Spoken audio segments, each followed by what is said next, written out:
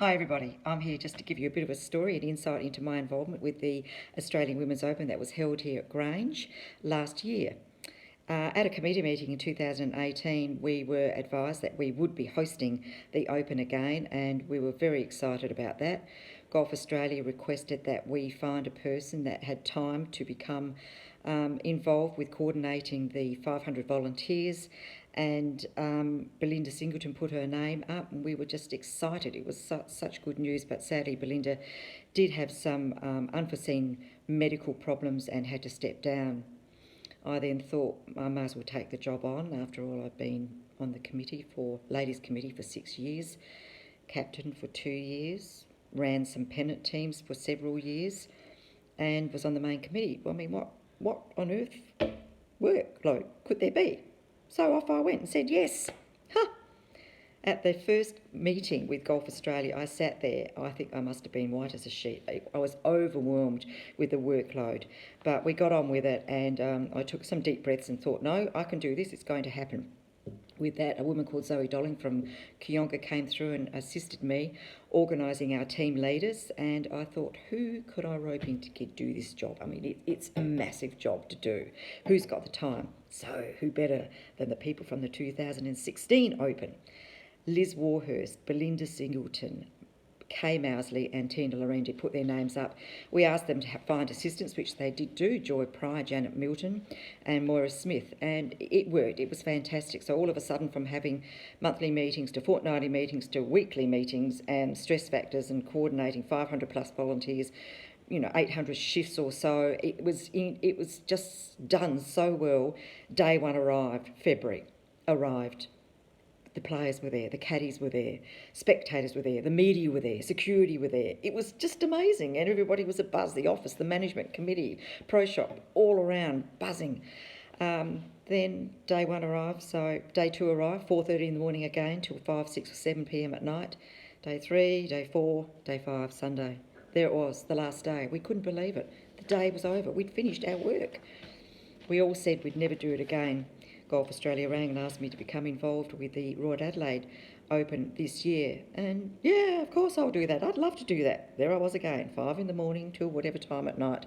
It was amazing. It's such an infectious adrenaline buzz that you get becoming involved, being a volunteer.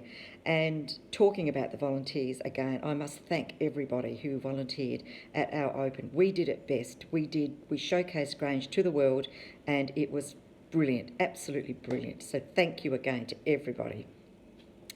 My involvement is with the main committee. I sit on 3 subcommittees, one being hospitality, which is house and social.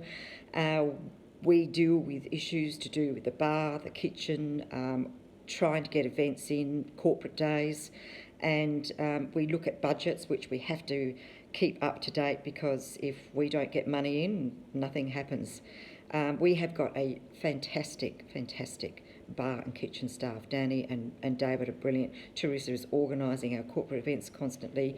It's a business. It's a multi-million-dollar business, so we do take things seriously. So if there are any issues that anybody wants addressed, we go through them and we look at everything seriously.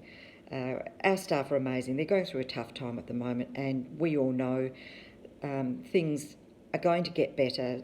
But don't forget to smile and say thanks to them. They're an amazing group of people. I also sit on the membership committee, and again, that's the involvement in that is ensuring that we do have our membership up to scratch. We have got budgets again that we have to abide to, and we've got to try to keep those budgets in place. So we have elderly people resigning because they can't play golf anymore.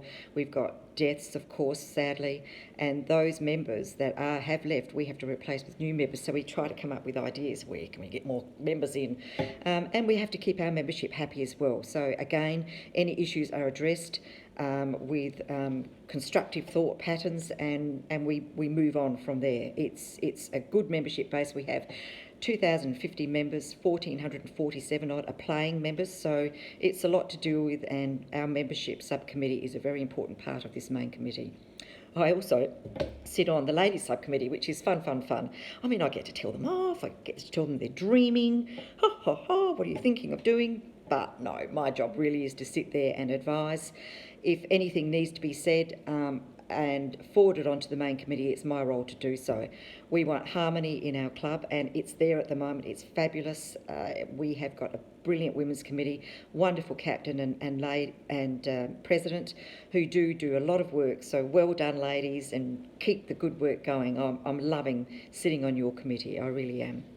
A little bit about myself. I did play tennis before golf and decided I wasn't good enough with 8-year-olds beating me. I thought, no, I've got to get out of here. Hockey, a bit like golf, isn't it? Is fantastic too, and I did play squash, love the social scene after. And now I've retired, I'm sort of taking things easy in my life. I don't socialise very much anymore. I really enjoy just sitting at home, and really this COVID isolation has been the best thing for me. I'm just loving it, doing jigsaw puzzles and having that one glass of wine. It's just terrific. Back at golf when I can. So everybody, keep smiling, laugh at all the things that are happening now. It's going to get better. It will be better. And I thank you very much for listening to my story. Bye.